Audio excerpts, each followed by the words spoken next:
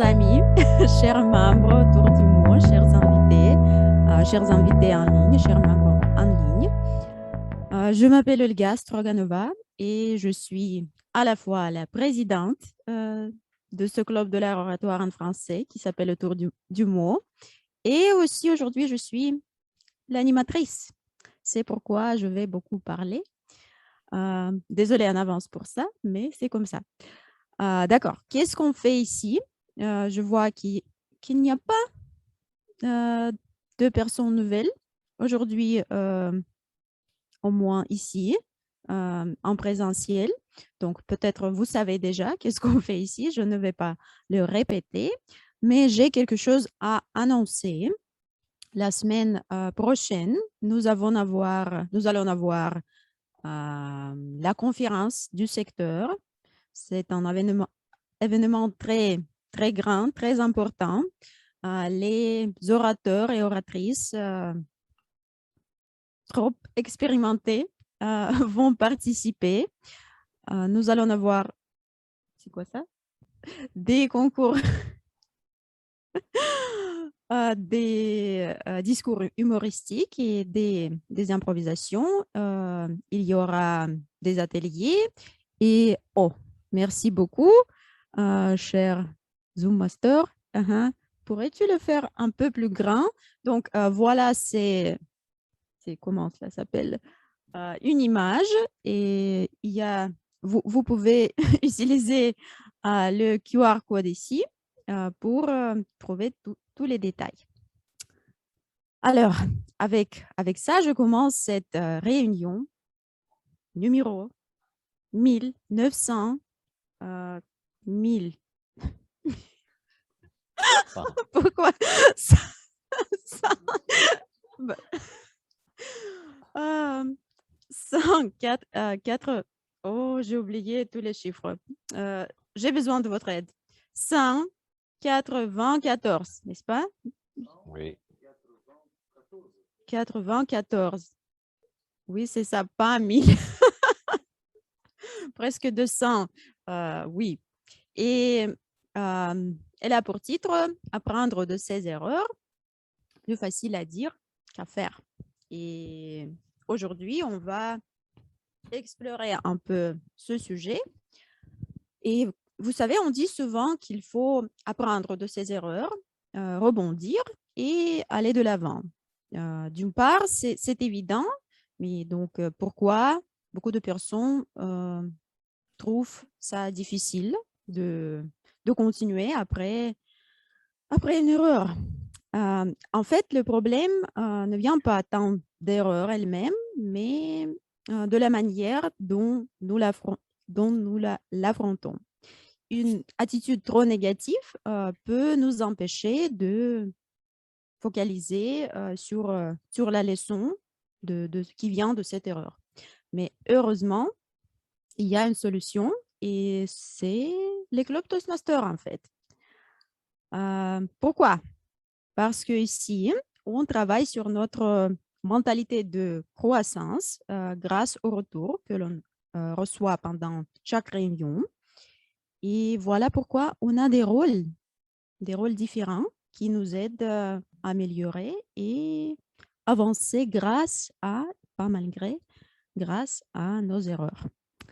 Et je voudrais commencer la première partie de notre réunion en invitant sur la scène réelle et digitale tous les rôles si importants. Et je voudrais commencer par notre belle chronométreuse, Maria Koromislova. Et Maria, s'il te plaît, vos applaudissements pour Maria. J'ai une question pour toi. Combien de temps faut-il pour rebondir après une erreur selon toi? Et après ça, s'il te plaît, explique-nous ton rôle. Merci beaucoup, Olga. Bonjour, mes amis, bonsoir. Bon, pour moi, les erreurs, c'est trop difficile et j'ai besoin beaucoup de temps pour les oublier. Et maintenant, je vous présente mon rôle d'aujourd'hui. Aujourd'hui, je suis votre chronométreuse. Pendant la réunion, je vais regarder de l'utilisation de temps. J'ai 3 signes. Le signe vert, le signe jaune, le signe rouge. Et je vais vous montrer tous les signes pendant toute notre réunion. Pour la première partie, pour la partie de discours préparé, vous avez de 5 à 7 minutes. Donc, je vous montre le signe vert quand vous parle 5 minutes, le signe jaune quand vous parle 6 minutes et le signe rouge quand vous parle 7 minutes. Pour la deuxième partie, la session d'improvisation, vous avez 1 minute, 1 minute et demie et 2 minutes. Et pour la troisième partie,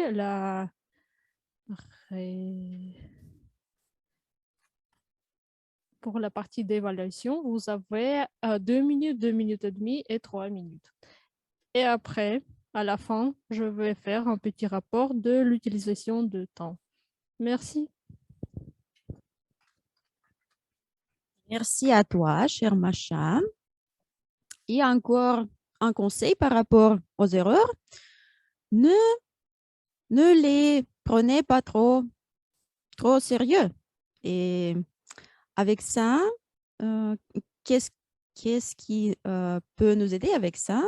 Faire des blagues. Voilà. C'est pourquoi je voudrais inviter sur la scène notre chère invitée, Yana Huguenot. J'espère que je le prononce bien.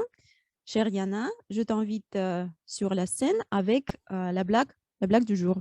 Et dis-nous, s'il te plaît, est-ce que tu réussis à ne pas prendre tes erreurs trop au sérieux? Merci Olga pour me donner la parole.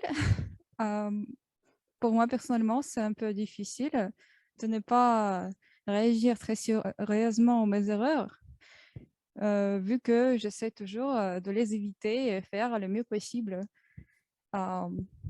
Aujourd'hui, j'ai trouvé 2 blagues que je trouve un peu sarcastiques, mais bon, je pense que c'est toujours bien de savoir comment rigoler, je peux dire. Ok, la première sera, est-ce que vous savez la différence entre un médecin, un notaire et un avocat? Bon, le médecin, il évite ses erreurs. Un notariat, il documente ses erreurs. Et un avocat, il cherche ses erreurs. Ah, c'est bien, hein? Vous avez compris. Ok. Et la deuxième, un peu plus court, mais je l'aime aussi. À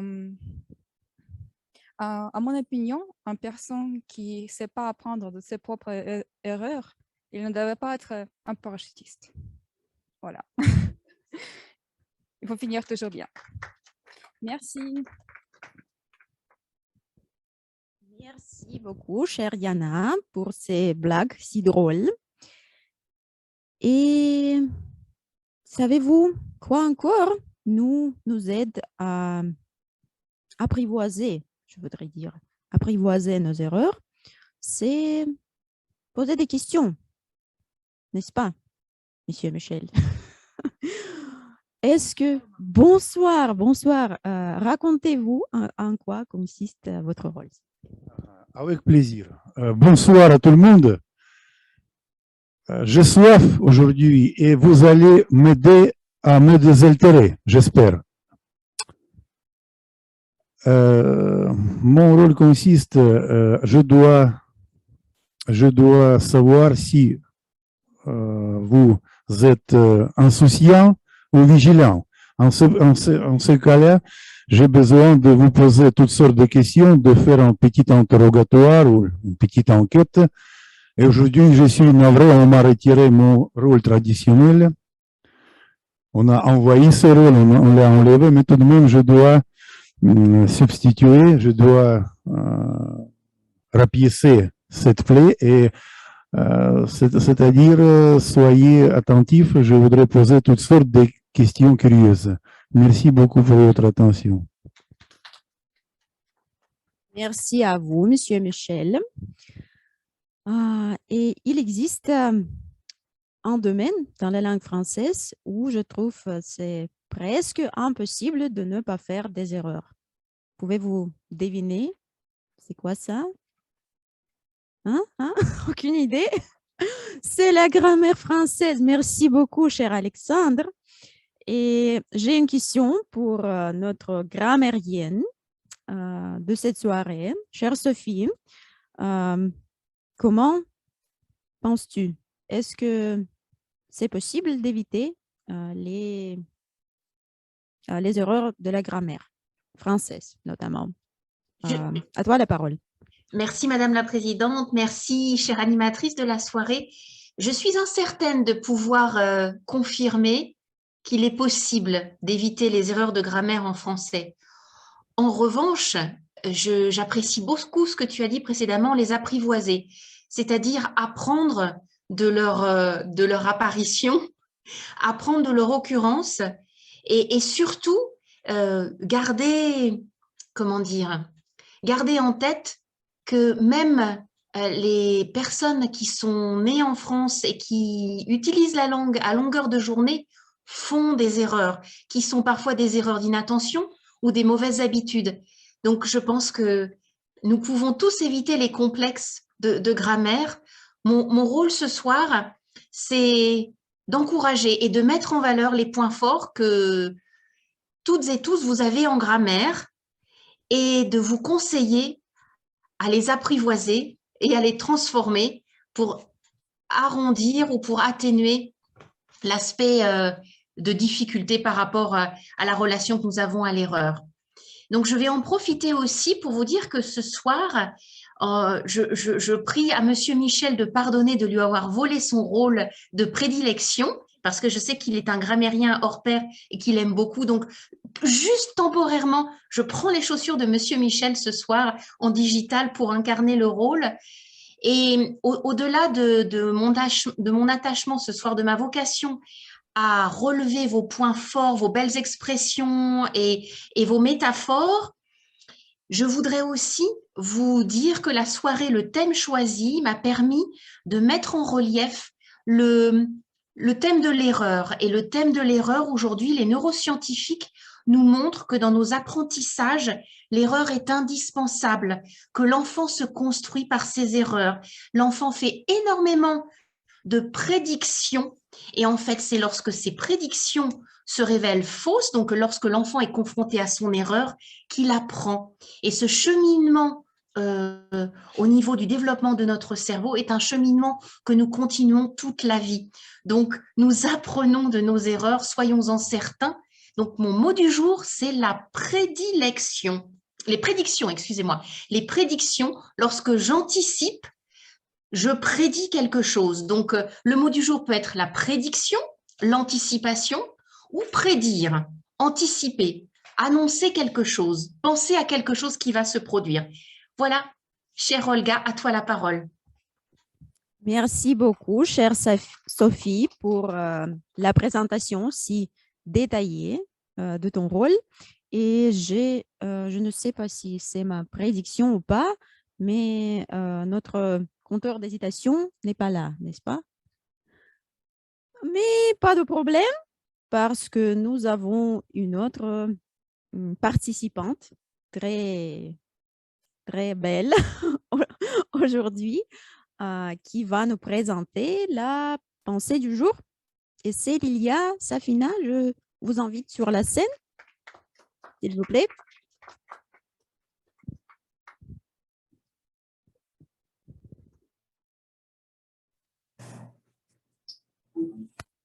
La parole est à vous.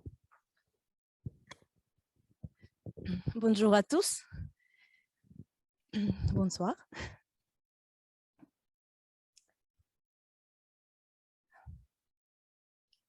Apprendre de ses erreurs est impossible.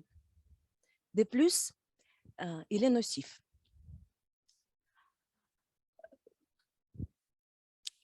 Les erreurs font notre expérience. L'expérience, pour la plupart des cas, est inutile. C'est inutile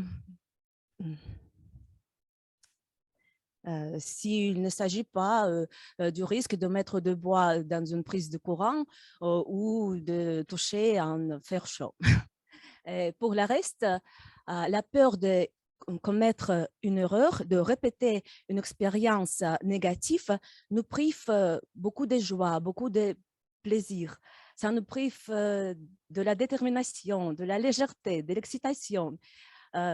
Ce découragement nous empêche d'éprouver les tonnes de plaisir.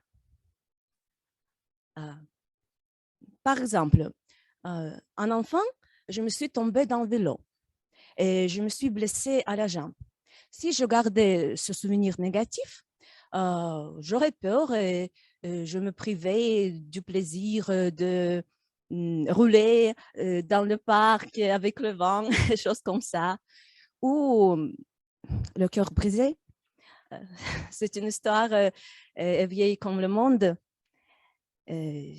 Par exemple, si j'ai décidé que mes relations ont échoué parce que j'étais trop ouverte, j'étais trop sincère, trop confiante, je m'enfermerai et je me priverai donc des nouvelles opportunités, des nouvelles histoires d'amour d'entrer dans ma vie. Je vous révèle un petit secret. Pour éviter la majorité des fautes, des erreurs, il vaut mieux d'être honnête avec vous-même. Écoutez-vous et comprenez ce que vous voulez vraiment. C'est compliqué, mais on peut apprendre. On peut apprendre par des choses très simples. Par exemple, demandez-vous ce que je voulais comme dessert. Une pomme verte ou du glace vanille. Bien sûr, c'est impossible de vivre la vie sans erreur, mais il faut essayer. N'ayez pas peur. N'ayez pas peur de faire des erreurs. N'ayez que peur de ne jamais essayer. Voilà. Improvisez, soyez légère et un jour, vous allez réussir.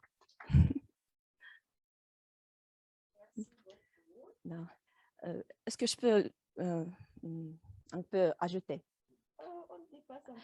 Aujourd'hui, j'ai surmonté mon peur de ne pas regarder dans le liste parce que je toujours utilise ça quand quand je présentais ma poésie, par exemple, toujours. Merci, merci. Merci beaucoup. Merci, chère Lilia. Et désormais, les amis, on passe à la partie très importante, très essentielle de notre réunion. Et ça, c'est la session des discours préparés. Et c'est une opportunité parfaite de vous entraîner, de faire des erreurs et tirer vos leçons de ces erreurs, n'est-ce pas? Chère Anastasia et Anastasiane, deux oratrices pour cette soirée.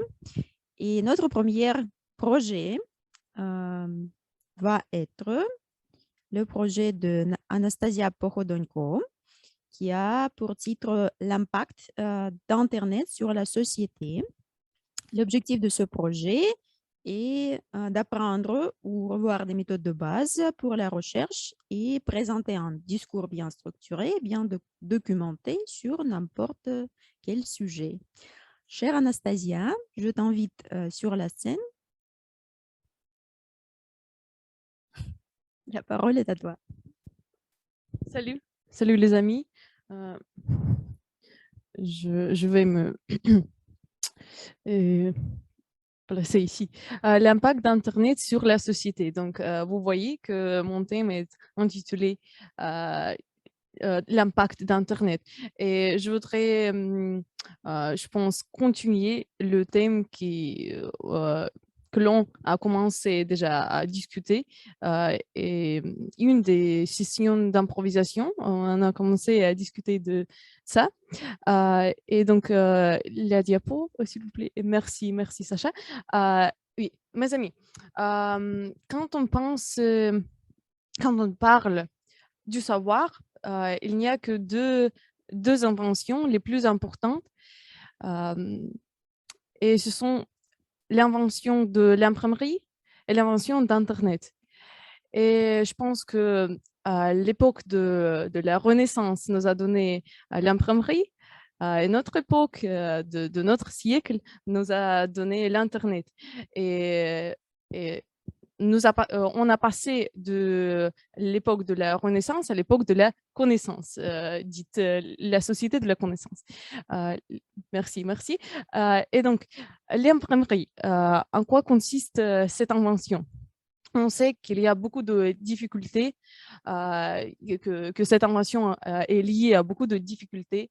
D'abord, il faut créer des caractères. On a créé des caractères mobiles, puis on doit créer l'encre, pardon, une presse à imprimer, etc. Et la seconde invention de l'Internet par Tim Berners-Lee, ça est lié à pas mal de difficultés aussi, parce que Tim Berners-Lee a dû convaincre à toute l'équipe du bien fondé de créer la toile, c'est-à-dire l'Internet.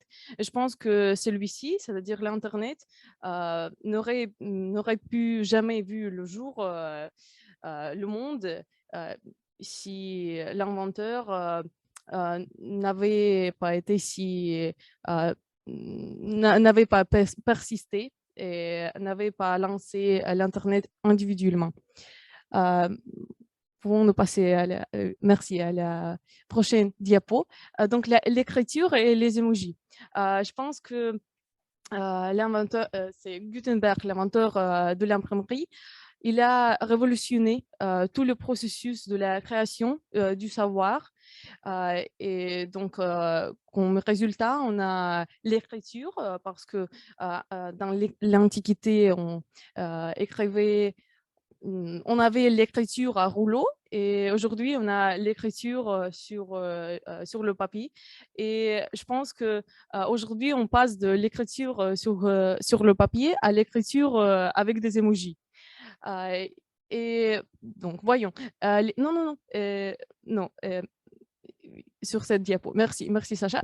L'écriture normale, inventée par Gutenberg, comprend la pagination, la table des matières, l'index, le titrage, mais l'écriture avec des emojis est beaucoup moins structurée, beaucoup plus fluide, parce que beaucoup plus proche de l'oral, effectivement. Et on voit aussi un exemple. Peut-on passer à la prochaine diapo? Et ici, non, les jalons. Je voudrais vous faire...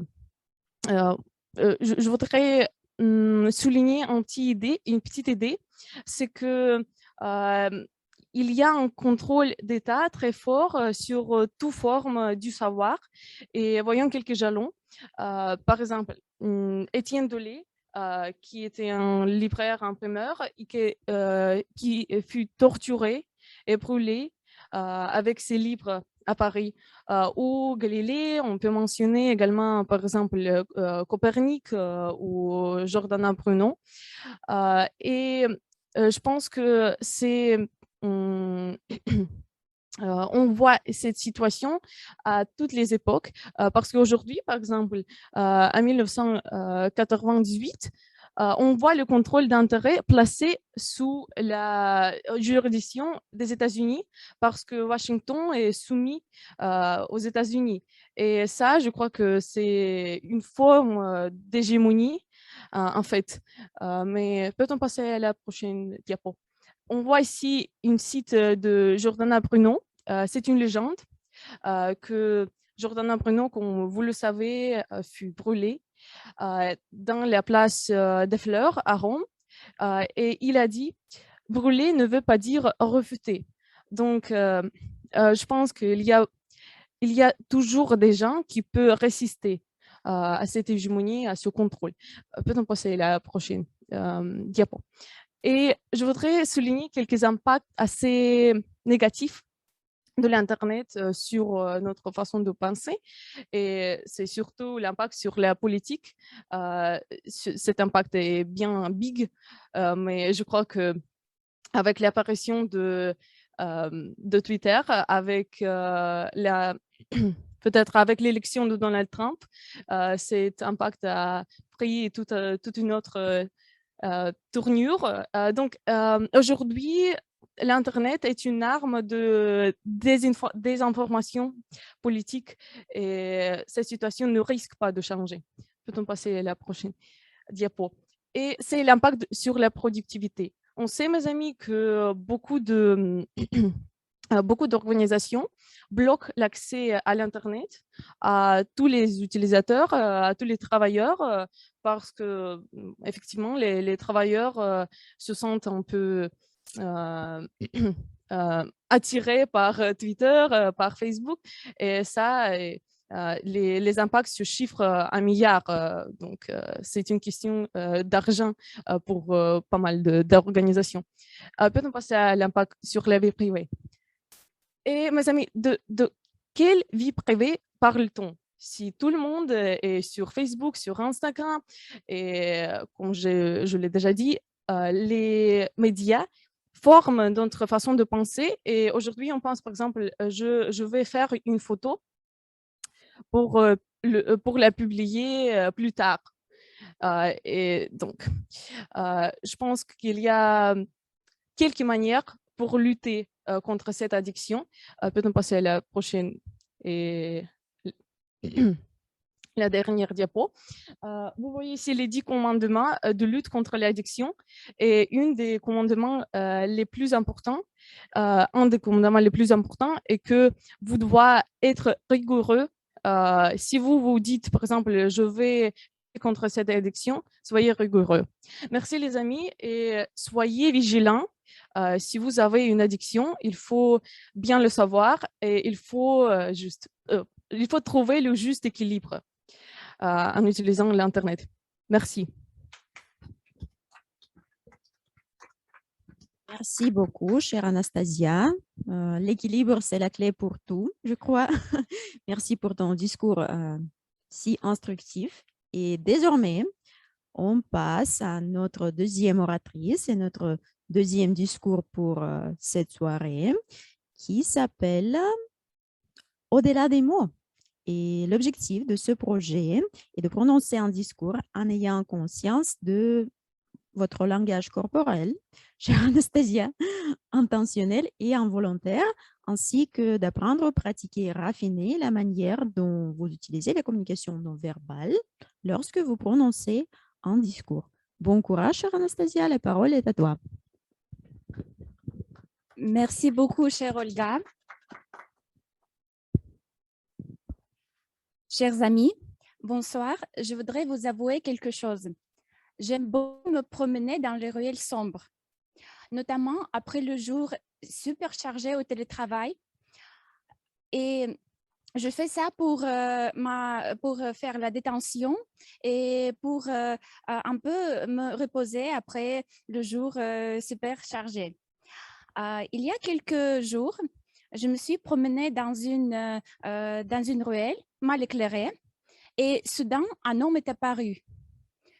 Il était barbu, il portait un imperméable noir, il portait aussi un sac à dos Yandex & Go et soudain, il m'approchait et il a posé la question « Madame, est-ce que vous êtes disponible ?»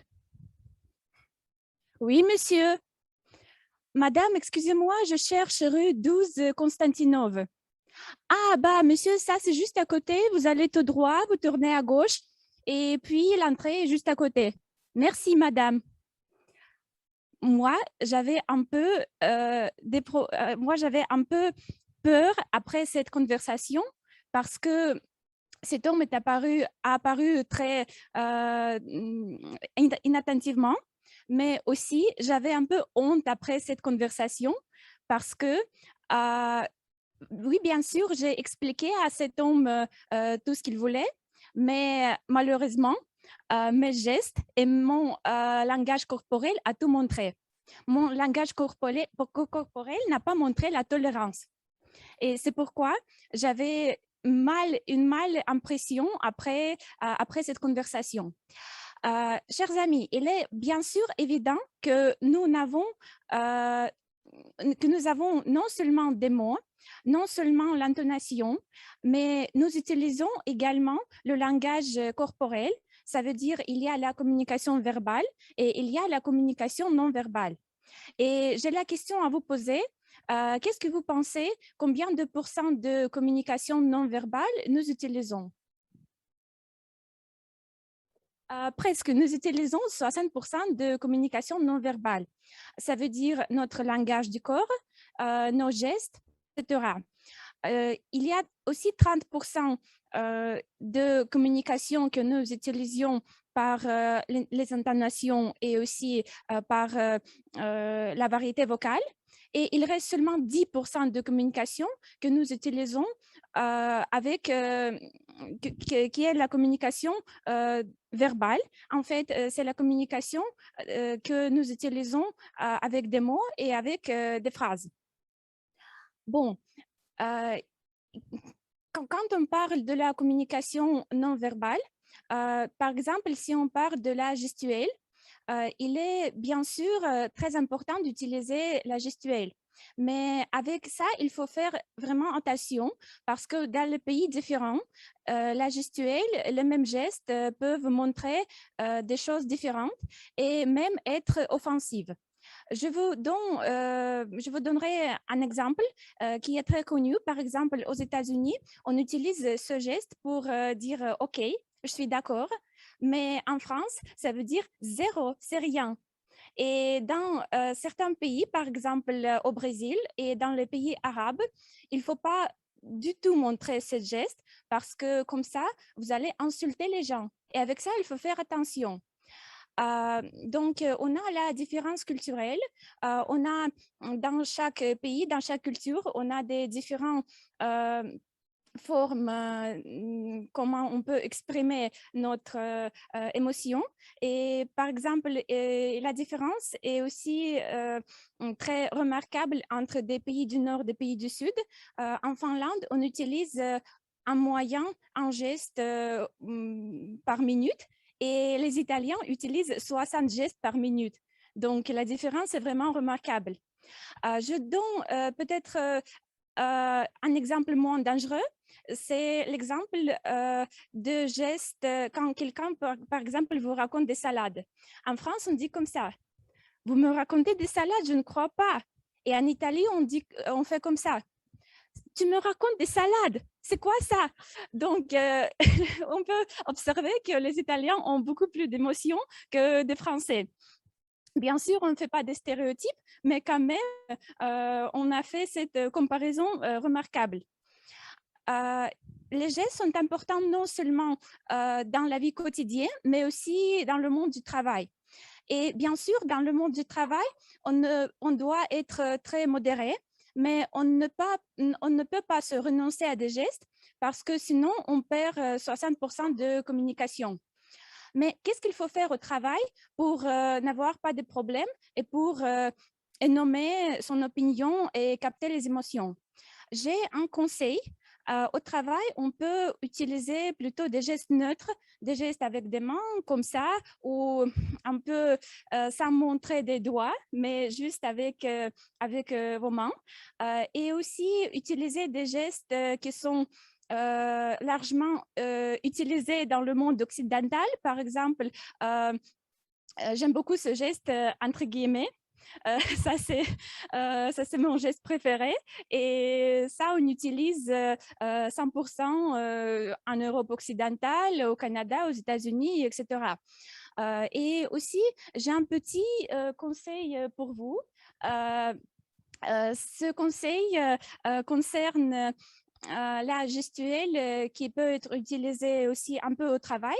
Ça veut dire quand on fait un monologue, il faut faire on peut faire de petits mouvements avec votre tête et pas faire trop de mouvements avec vos mains. Et pour ça, comment s'entraîner pour achever cette capacité? On peut regarder comment font les journalistes, notamment à la télé. Par exemple, si vous voyez bien cette image, je vous donnerai cet exemple. Bonjour Thierry, aujourd'hui nous sommes près de l'Arc de Triomphe et c'était le rêve de Christophe d'empaqueter l'Arc de Triomphe qui est juste derrière nous. 25 000 mètres carrés de tissu ont été utilisés pour créer cette œuvre qui a fait vraiment la polémique dans la société française parce qu'elle coûtait 14 millions d'euros. Pour observer cette œuvre, il faut aller au centre de Paris et vous pouvez observer cette œuvre magnifique jusqu'à 23 octobre. Sophie Bernard, Paris pour la BFM TV. Donc, on fait des petits gestes avec votre tête. Bien sûr, je suis très loin d'une journaliste française parce que je parle français avec un petit accent et je fais des erreurs et je ne peux pas les anticiper. Mais quand même, pour devenir un Toastmaster expérimenté, il faut toujours pratiquer. Si on pratique notre langage corporel, si on pratique notre compétence, si on pratique notre langage, notre communication verbale et non verbale, nous devenons les Toastmasters expérimentés. Merci beaucoup, amis, et je donne la parole à Olga. Anastasia, pour ce discours si marin, je veux dire. Et comme vous venez de voir, d'entendre, certains gestes peuvent être une erreur. Et maintenant, je prédis que nous allons avoir une session des improvisations, mais on va continuer notre réunion avec la session où on peut pratiquer l'art de faire des erreurs parce que c'est quoi l'improvisation? Ce sont des erreurs, n'est-ce pas, cher Xavier, notre meneur de la session des improvisations? Je te donne la parole pour mener la session. Merci Olga. Chers amis Toastmasters, bonsoir. Alors ce soir, comme ça a été dit, je vais mener la session des improvisations. Donc je serai ce soir Monsieur Improvisation. Alors le thème pour cette session, c'est apprendre de ses erreurs. Comment cela va se passer? D'abord la mise en situation. Donc vous venez de participer à une conférence avec la célèbre oratrice Olga. Et à la fin de cette conférence, vous êtes intercepté par des journalistes. Et qu'est-ce que vous devriez faire? La tâche, ça sera de répondre aux questions de ces journalistes pendant 1 à 2 minutes. Alors, pour notre première improvisation, je crois que je vais ouvrir le bal avec notre vice-présidente éducation, Irina. Irina, je t'invite sur la scène.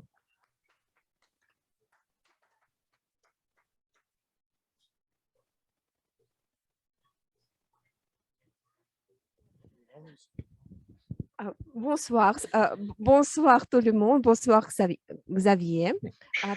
Peux-tu, s'il te plaît, répéter la tâche pour la vice-présidente de l'éducation? Donc, tu étais à une conférence animée par l'oratrice Olga et le thème de votre conférence était apprendre de ses erreurs. Et tout de suite, tu viens d'achever ta conférence et tu es abordé par des journalistes qui te poseront une question. Donc, tu as entre 1 et 2 minutes pour leur répondre. Tu es prête? Oui, bien, je suis prête. Avec plaisir. Les erreurs ne se regrettent pas, elles s'assument. Comment appréhendez-vous cette assertion? Bon, le regret, c'est une chose très très mauvaise, parce que le regret, c'est quelque chose de douloureux, quelque chose qui nous empêche à marcher avant. C'est pourquoi je ne regrette rien, comme la chanteuse très populaire Edith Piaf. Non, je ne regrette rien, mais j'assume les erreurs, parce que les erreurs, comme Olga a dit très euh, euh, sagement, les erreurs nous construisent la maison de notre personnalité. Parce que si nous n'avons pas des erreurs, si nous ne faisons pas des erreurs, nous ne croissons pas. Je crois que c'est la chose principale de quoi je peux penser en répondant à ta question. Merci pour votre réponse. Oh, merci pour votre question. Merci à toi, Irina. On retient que Irina ne regrette pas ses erreurs, elle les assume plutôt. Deuxième personne que j'invite sur la scène, ça sera Lilia.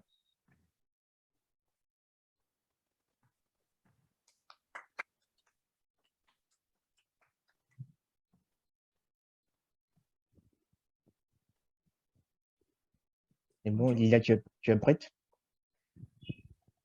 Il faut répondre à la question, oui? Non, pas la même question. Tu auras droit à une autre question. D'accord.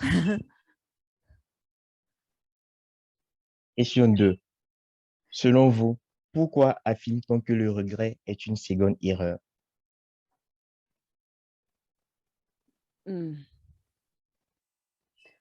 C'est vraiment comme ça. Si tu as fait erreur et si tu commences à le regretter, c'est tout à fait sans utile. Donc, pourquoi? Non, on peut regretter, mais tout en peur, parce que les psychologues conseillent de vivre tes émotions. Et je suis d'accord avec ça. Mais il ne faut pas leur donner trop de temps. Par exemple, je vais regretter 1 heure ou 20 minutes. Et c'est assez. Comme ça. Je demande. D'accord. J'ai répondu, non? Ouais, tu as parfaitement répondu. Merci à toi pour ta participation. C'est tout. Troisième intervenant, là j'invite sur la scène digitale notre vice-présidente relations publiques, Macha. Salut tout le monde. Oui, ça y est, je t'écoute. Voici ta question. Doit-on célébrer un échec? En fait, les Russes ont prêt à célébrer tout ce qui se passe autour de nous. Et je crois qu'un erreur ou un échec, c'est une raison de plus pour célébrer et pour se réunir dans notre famille. Et de plus, je peux dire que les échecs nous font plus forts et même je peux prédire qu'après un échec, une réussite plus grande arrive. Et il ne faut pas regretter, comme les deux oratrices précédentes ont dit. Et il faut juste aller trouver votre route. Et notre vie est comparable. Ce n'est pas le trajet direct. On peut tomber, mais après ça, notre vol sera plus confiant et avec plus de réussite. N'hésitez pas à célébrer tout ce qui se passe dans notre vie pour profiter de chaque jour. Merci, Macha. Merci. On passe à l'intervenant suivant. Je crois que cette fois-ci, on fera la passe aux hommes. Jusque-là, c'est seulement que des dames qui se sont exprimées. J'invite sur la scène physique Monsieur Michel.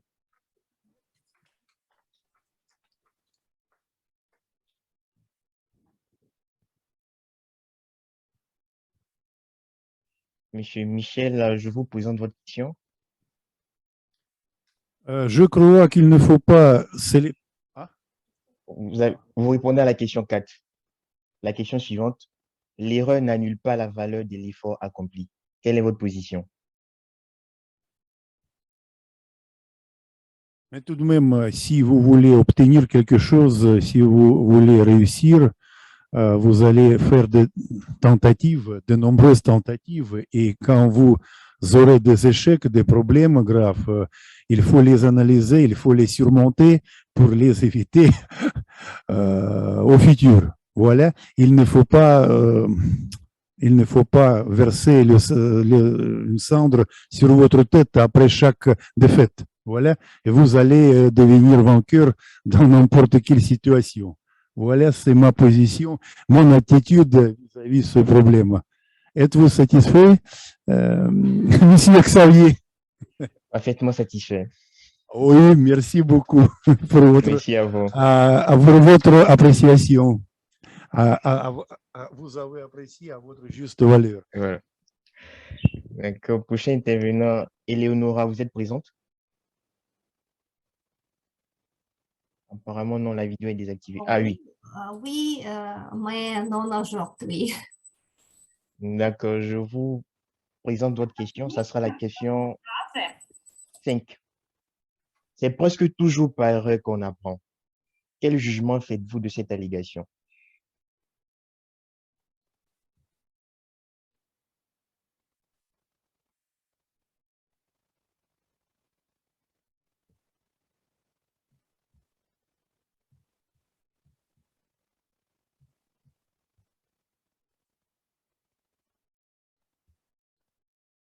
Allô, Eleonora, vous êtes avec nous? Je crois qu'elle a dit qu'elle va participer, mais pas aujourd'hui. Ah, pas aujourd'hui, elle participe pas. Ah, ok. C'est ce que j'ai compris. Je suis pas sûre. Donc, j'invite alors notre cher Sacha sur la scène réelle. Salut Xavier, merci beaucoup pour cette question. C'est presque toujours par erreur qu'on apprend. Quel jugement faites-vous de cette allégation? Je n'ai pas compris, qu'est-ce que c'est? C'est presque toujours par erreur qu'on apprend. Ah, c'est-à-dire on peut apprendre seulement après avoir fait une erreur, n'est-ce pas? En quelque sorte. Mais je suis contre cette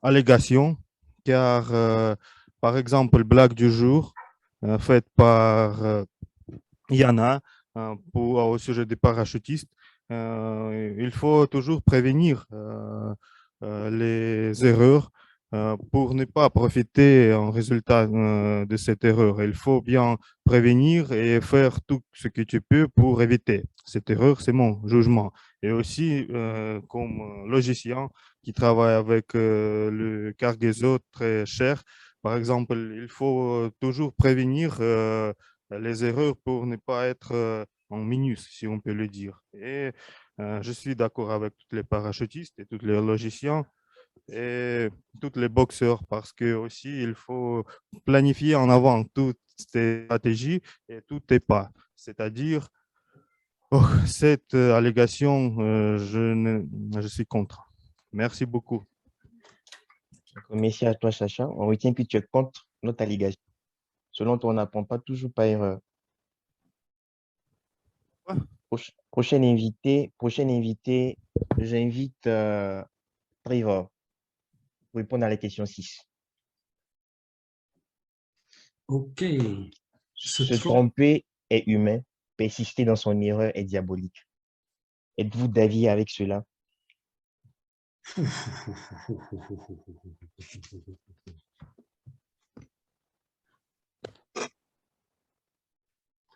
Bon, c'est une très bonne question à poser. Honnêtement, oui, tout le monde se trompe, ça c'est sûr. Même si on fait une erreur, même si après cette erreur, on apprend, on va toujours faire un deuxième, un troisième après. Donc, il faut accepter que ce n'est pas juste une seule fois qu'on va faire cette erreur, c'est un processus continu. On est toujours dans un état de flux. On n'arrive jamais à notre destination d'être 100% parfait. Mais en fait, la question, c'est légèrement différent à cela parce que on parle de la première erreur que l'on fait. Je ne sais pas si c'est diabolique, mais je dirais que c'est quelque chose à éviter fortement. Quand on est jeune, quand on apprend à faire du vélo, quand on est jeune parachutiste et on apprend à sauter, quand on est pilote d'avion, on va toujours faire l'erreur. Mais pendant sa formation, on est censé de comprendre qu'est-ce que c'est la conséquence de cette erreur. Et parfois, cette erreur peut être très, très grave ou fatale. Dans un sens, ça peut être presque diabolique. Quand même, quand on est chercheur, quand on est philosophe, peut-être on pose une hypothèse, peut-être tout le monde te critique, peut-être on pense qu'on est parti sur une mauvaise voie. Tout le monde dit, oh non, il faut changer ta façon de penser, tu le considères comme erreur. Mais pour certaines personnes, s'ils sont vraiment convaincus, il faut persister, comme Tim Berners-Lee dans l'exemple dont on a parlé plus tôt ce soir. Il faut toujours avoir des gens qui pensent différemment, et même s'ils sont critiqués, il faut toujours avoir les gens avec la persistance de continuer à questionner tout le monde autour d'eux. Donc, peut-être ma réponse était un petit peu floue, mais je suis d'accord que la question est très, très pertinente. Je te remercie beaucoup et je te rends la parole. Merci beaucoup. Merci à toi, Trevor. La question 7. La question 7. Si l'erreur a une mère, cette mère est la routine. Qu'en pensez-vous? Alors, pour répondre à cette question, j'invite Léonce.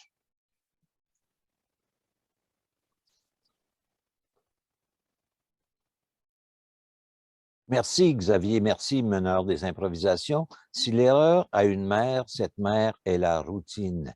Bien sûr, parce que l'erreur est créée par le manque de vigilance. On reprend des choses sans vraiment porter attention. Pour éviter des erreurs, il faut éviter de penser que tout arrive toujours de la même façon. Faire la prédiction que ce qui est arrivé hier va encore arriver demain.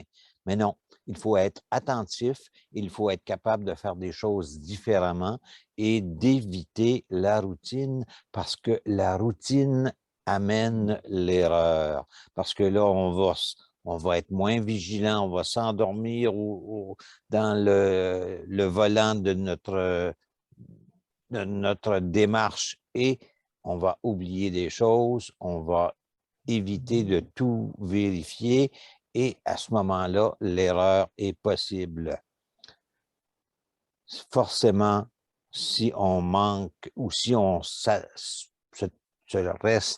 on tombe dans la routine, on va faire les choses avec moins de vigilance, on va penser que tout arrive de la même façon et voilà, c'est à ce moment qu'arrive l'erreur et on a manqué à notre vigilance. Donc, si on veut éviter l'erreur, soyons vigilants, évitons la routine. Merci Xavier. Merci à toi, Léonce. Dernier intervenant pour la question 8. N'ayez pas peur de faire une erreur, mais faites en sorte de ne pas faire la même erreur 2 fois. Comment évaluez-vous cette affirmation? Pour répondre à cette question, j'invite sur la scène réelle Yana.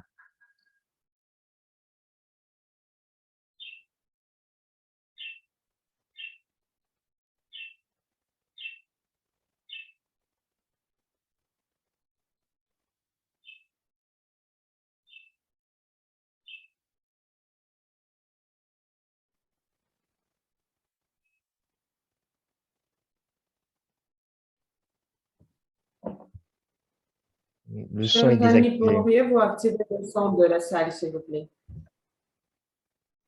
Le micro de la francothèque n'est pas... Oui. Ok, Merci. est-ce que vous m'entendez maintenant? Oui, C'est bon? on t'entend. Ok, je vais relire une question. Juste un moment.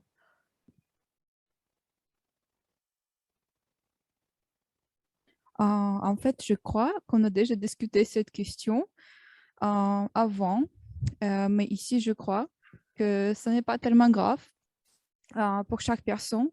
On a toujours les quantités différentes ou le temps différent pour apprendre.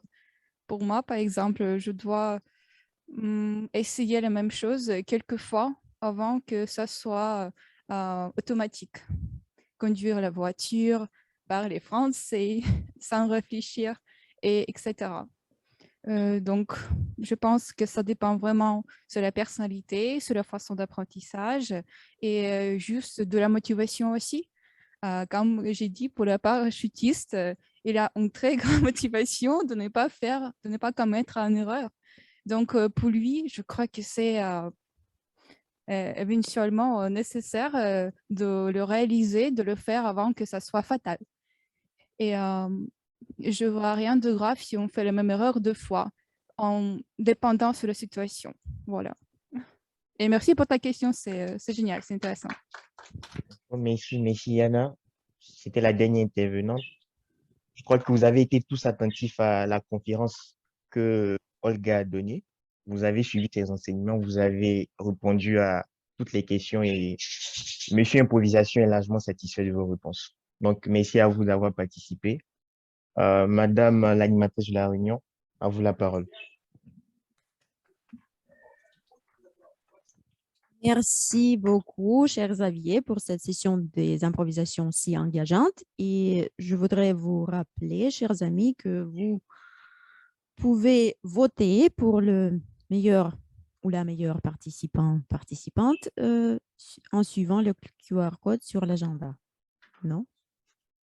Et pour vous, chers amis en ligne, vous pouvez le faire en envoyant un message privé à nous. Ah, désolé, vous avez le lien dans le chat. Pour des orthodoxes, on a des papiers. Ah, merci à vous. Et chers amis, parfois, on n'a pas peur des erreurs elles-mêmes, mais plutôt du jugement ou de la critique des autres. Cependant, ce n'est pas le cas chez nous, ici, chez Toastmasters et chez Autour du mot, parce que ici, on ne reçoit que la critique constructive qui, en fait, nous assiste dans le processus de notre amélioration et la progression, n'est-ce pas, monsieur évaluateur général? J'invite sur la scène Alexandre Ouzianov, notre évaluateur général, pour la session des évaluations. Merci beaucoup, mademoiselle la présidente du club Autour du mot. Mes amis, c'est le temps pour corriger les fautes, apprendre de ses erreurs, oui, si on peut le dire. Et comme d'habitude, nous avons toujours quelque chose à corriger, à dire, mais aussi notre système Toastmaster nous aide de faire ça, car pour chaque discours, nous avons évaluation. Et aujourd'hui, nous avons 2 évaluateurs pour nos chers orateurs. Et je voudrais inviter sur la scène, premièrement, Daniel Zakharov pour évaluation du discours de Anastasia Pakhadonko.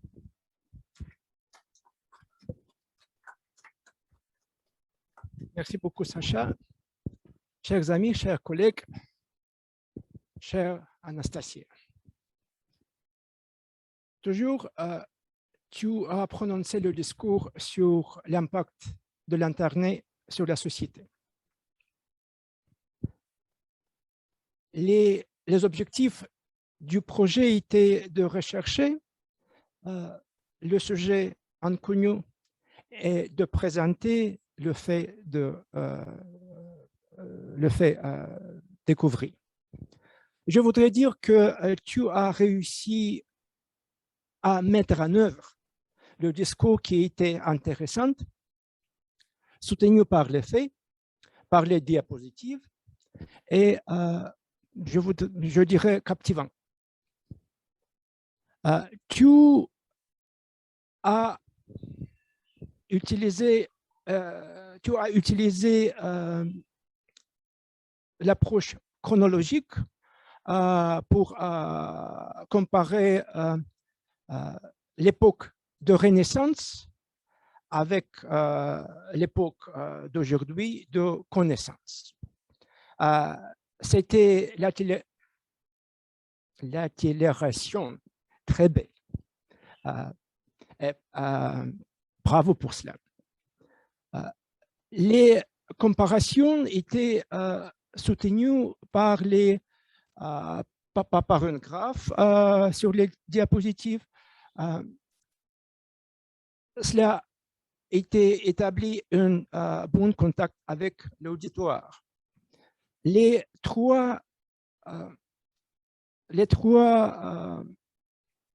aspects de l'impact d'Internet sur la société, la productivité, la politique et la vie privée, ont démontré les côtés différents.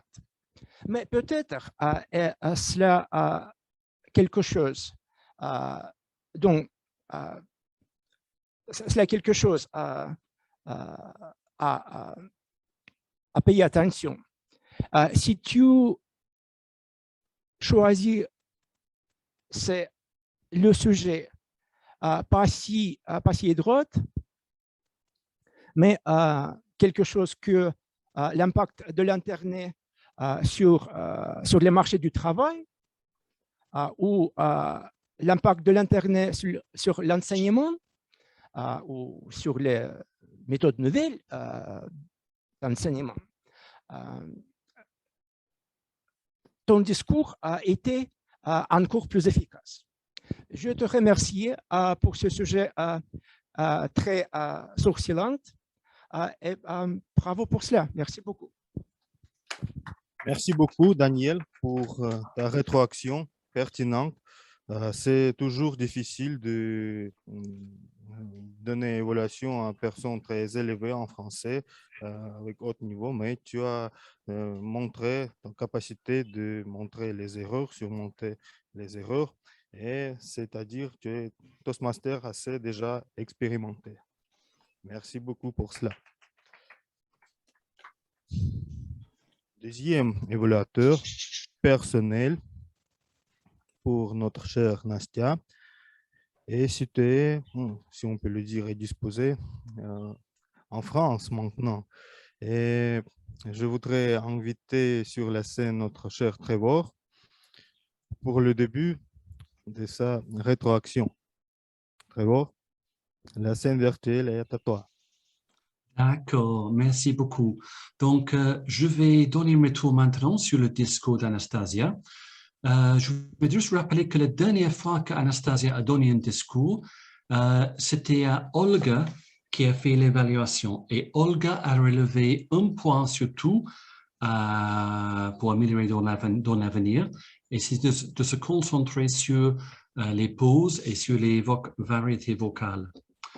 Donc, merci Anastasia. Je trouvais que ton discours était très intéressant. Tu as choisi un sujet qui nous touche tous dans notre vie personnelle et nos vies au travail aussi.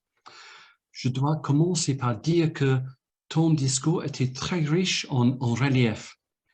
Tu as utilisé plusieurs techniques différentes pour bien expliquer ce que tu voulais dire. Par exemple, tu as commencé ton discours avec une phrase. « J'aime me promener dans les ruelles sombres ». C'était provocateur. Tu as provoqué la pensée chez nous. On a pensé, mais Pourquoi elle aime beaucoup se promener comme ça dans les ruelles sombres? Donc, une très bonne façon de commencer ton discours. Très bien fait. Et également, tu as raconté une conversation dans la rue que tu as eue avec un monsieur barbu. Tu as très bien fait, c'était très, très clair. Tu as laissé des pauses entre la question du monsieur et tes réponses. Peut-être une petite suggestion pour une prochaine fois, c'est que peut-être tu peux changer le ton de ta voix. Quand c'est toi qui parles, tu parles avec une voix assez haute. Quand c'est le monsieur barbu qui parle, tu peux imiter une voix beaucoup plus grave pour donner un petit peu plus de variété et peut-être un peu plus d'humour dans ton discours. Notre technique que tu as utilisée était de poser une question à la public.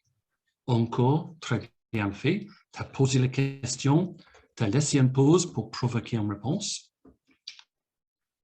Quelque chose que j'ai relevé de mon côté, c'est que tu as eu une réponse de la public dans le Francothèque, mais nous, à distance, nous, on n'a pas entendu de réponse.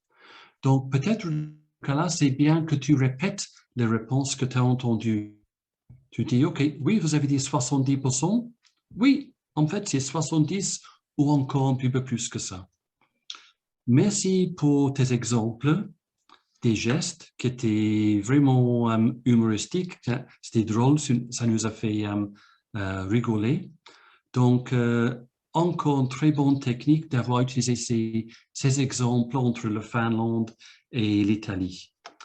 Donc, tu as fini avec une imitation d'une reporteuse à la télé. C'était très, très réussi. Tu as fini par dire que tu fais les fautes en grammaire et tu as un mauvais accent. Je dirais non, pas du tout. Tu ferais une très, très bonne reporteuse à la télé. Donc, je te félicite, c'était top. Merci beaucoup. Je te rends la parole. Merci beaucoup.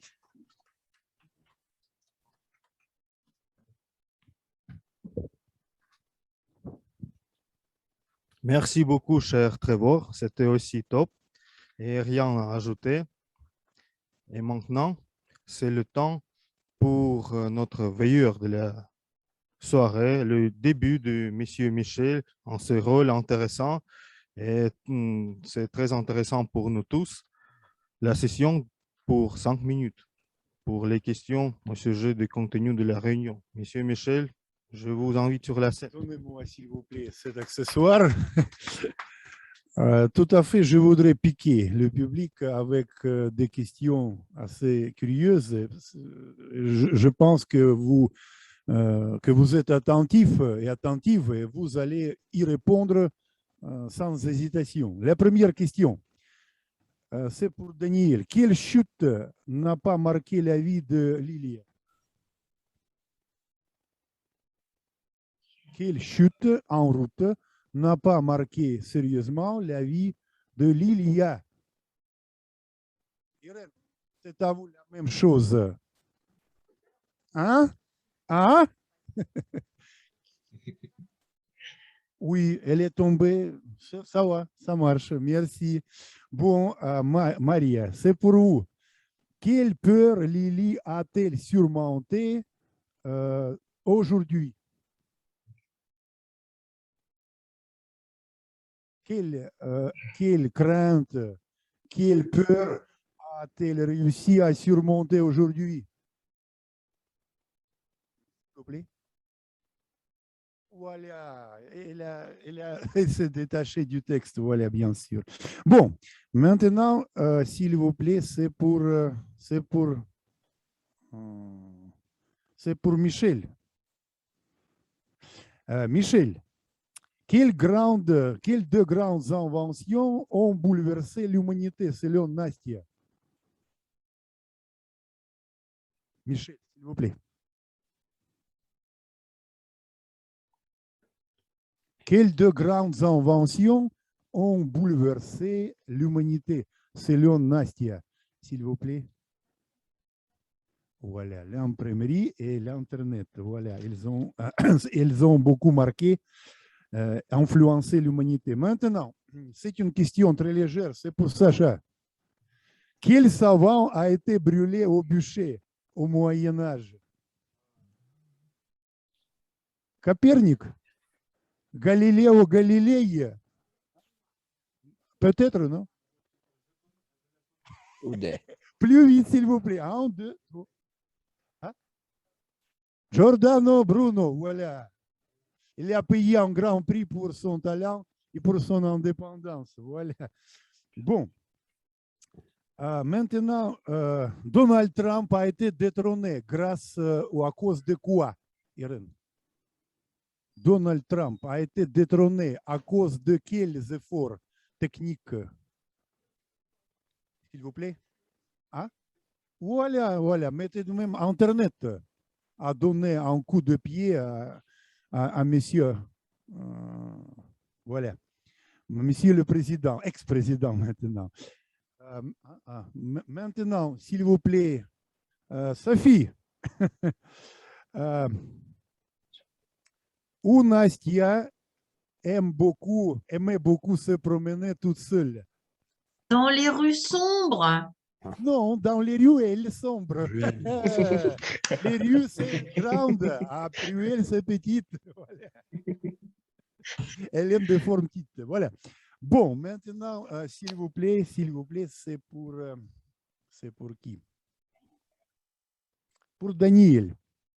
De quelle couleur était l'imperméable de l'inconnu? Hein? De quelle couleur? Classique, c'est noir.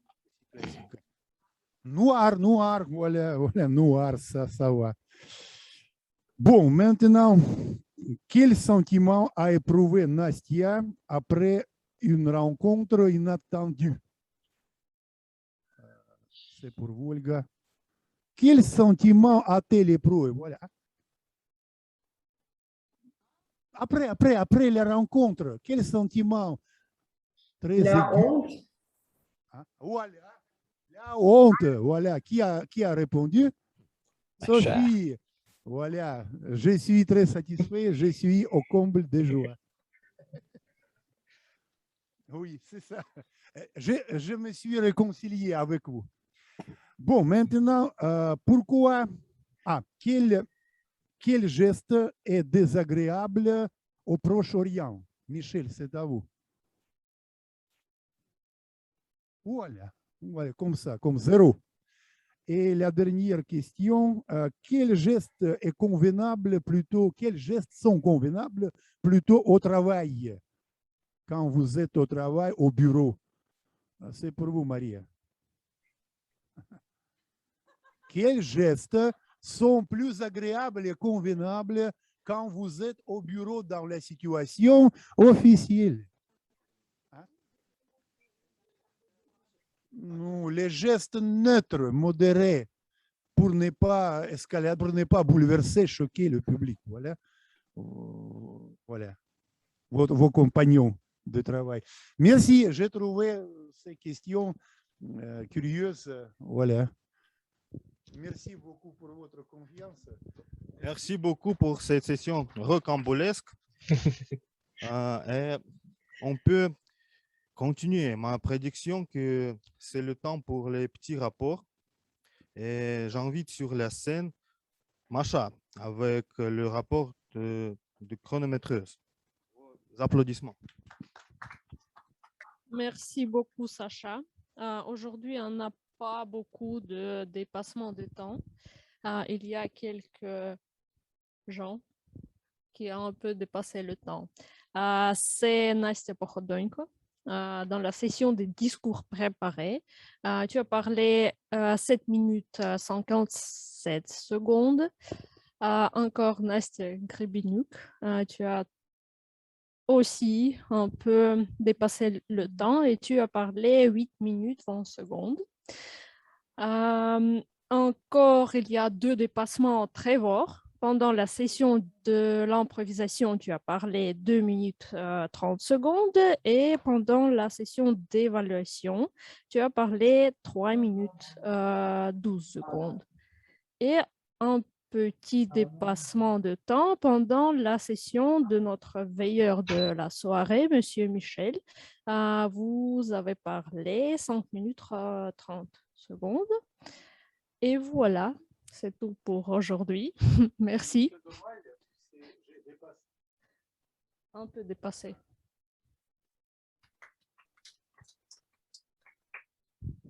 Merci beaucoup, Macha. Et aussi, je voudrais inviter sur la scène notre chère Sophie pour corriger nos fautes, pour nous montrer sur nos erreurs. Sophie, à vous la parole, s'il vous plaît. Merci beaucoup, Sacha. Monsieur l'évaluateur général de notre soirée, je dois vous dire que je me suis beaucoup plus attachée à mettre en évidence, et cela fut de la musique pour mes oreilles, d'entendre toutes vos belles expressions idiomatiques et tous les mots nouveaux et sophistiqués que vous avez employés. Je dirais, pour commencer, une question générale et ensuite je vais passer les uns et les autres en revue. La première chose, c'est que vous êtes tous très engageants, très engagés dans les rôles que vous prenez, que ce soit pour des discours préparés ou pour des discours improvisés ou pour l'incarnation de rôles. Cependant, vous pouvez encore plus vous améliorer en essayant de mettre de côté le pronom « on » et de le remplacer par « nous ». Parce que beaucoup d'entre vous ont utilisé « on ferait cela », on fait ça. C'est beaucoup mieux d'utiliser le terme « nous » parce que vous vous engagez vous personnellement et vous attirez dans le groupe. C'est beaucoup plus inclusif d'attirer et de dénommer, de prénommer les autres dans la salle et sur la scène digitale. Donc, voilà, s'il vous plaît, pensez au « nous » et de mettre le « on » de côté. Le « on » contenant aussi une certaine dose de familiarité en français et le « nous » est beaucoup plus personnel. Voilà. Ensuite, je vais passer maintenant au rapport pour chacun et chacune. J'ai beaucoup aimé, Nastia Podenko, la qualité de ton discours, le fond, le contenu, j'ai trouvé ça remarquable. Persister, tu as utilisé le mot persister alors que le mot persévérer aurait été mieux employé dans ton contexte quand tu parlais de Tim Berners-Lee. Tu as parlé et tu as décrit ta fresque chronologique en disant « poser les jalons » et j'ai trouvé cette expression magnifique parce que nous avons souvent tendance à parler de chronologie, de fresque, de ligne du temps, etc. Les jalons étaient parfaitement adaptés à la synthèse et au moment clé de ta description. Nastia, oui, je crois que tu as parlé d'inattentivement. Je crois que je ne suis pas certaine que le mot existe, l'adverbe. Tu aurais pu utiliser l'adverbe distraitement et tu emploies aussi assez régulièrement l'expression, la phrase « c'est pourquoi » lorsque tu vas faire une transition et lorsque tu apportes une conclusion à ce que tu viens d'énoncer précédemment. Tu essayes de le remplacer par « ainsi », « à cause de cela ». Tu utilises souvent « c'est pourquoi », essaye de penser à une expression synonyme pour varier tes transitions.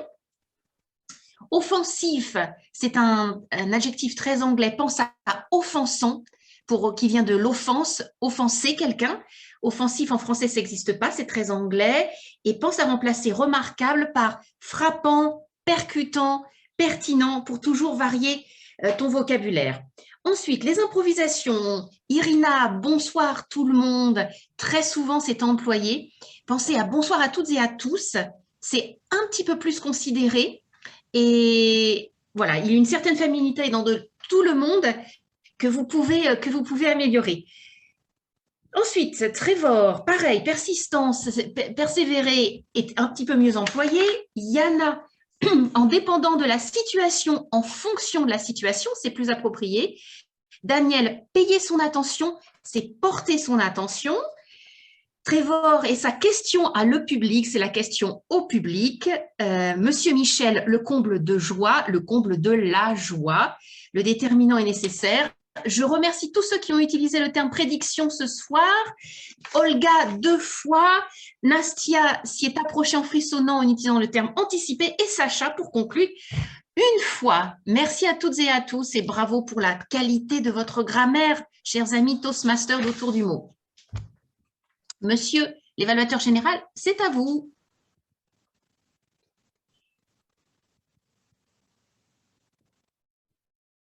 Merci beaucoup, cher Safi, pour votre rapport génial, mais j'ai aussi une prédiction que nous avons très peu de temps avant de la journée en Francothèque. C'est pourquoi je serai bref en ma évaluation générale. D'abord, je voudrais remercier toutes les personnes qui ont participé aujourd'hui à notre réunion. La réunion au sujet des fautes et apprendre des fautes, des erreurs. Et merci beaucoup à chère animatrice pour avoir dédié à cet thème, ce sujet, à notre réunion et animé avec les questions pour presque chaque personne, sauf moi, au sujet de cet bel sujet, apprendre de ses erreurs. Pour chronométreuse, merci beaucoup pour être très attentif. Mais pour les petits rôles comme blague du jour et pensée du jour, qui était presque atelier, on peut aussi parler au sujet du temps pour le prochain fois. Pour blague du jour et pensée du jour, c'était très bien fait. Merci beaucoup à vous tous, à vous deux.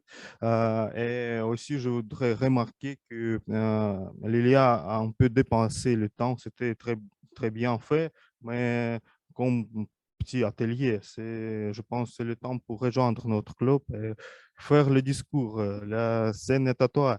Mais merci beaucoup, c'était très intéressant. Euh, Au sujet du discours, les évaluateurs personnels ont déjà euh, prononcé ces évaluations et maintenant, c'est le temps pour session d'improvisation. Merci beaucoup, cher Xavier, pour avoir fait, c'est très pertinent. Tu as préparé en avance le liste des participants et c'est pourquoi c'était nous n'avons pas dépassé le temps comme toujours. Aussi, le sujet était très remarquable, dédié à notre sujet de la réunion. Euh, Ce qui me manque, peut-être tu as décidé de montrer pour peut-être mettre la session un peu plus courte. Tu as commencé à montrer l'écran avant d'appeler le personne. Mais peut-être l'autre fois, il faut d'abord inviter la personne et après demander. Mais c'était aussi fait très vite. Les personnes n'ont pas compris rien, ce que tu as préparé.